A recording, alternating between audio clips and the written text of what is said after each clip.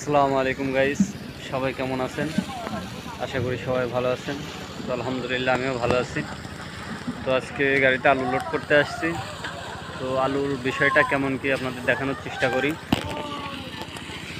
প্রথমত এই যে ধরেন, এই যে আলুর জমি, এইসব জমি থেকে আলু ওঠানোর পরে এই যে এখানে প্রসেসিং করা হয়। আলু ধুয়ে যা ময়লা আছে পরিষ্কার করে প্যাকেট বন্দি করে পরবর্তীতে এই যে মেপে মেপে বস্তা করা হচ্ছে এবং বস্তা করেই সাথে সাথে লোড করে দিচ্ছে।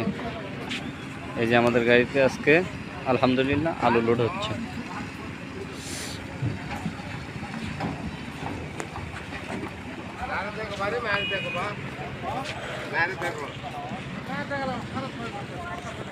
তো আলহামদুলিল্লাহ আজকের গন্তব্য জয়পুরহাট থেকে কুষ্টিয়া আলমডাঙ্গা।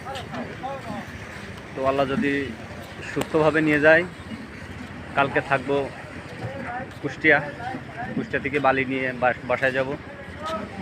তো দেখা হবে কালকে আবার হয়তো বা বালিকাদায়। তো সবাই সুস্থ থাকবেন, ভালো থাকবেন, আমার জন্য দোয়া রাখবেন। আল্লাহ হাফেজ।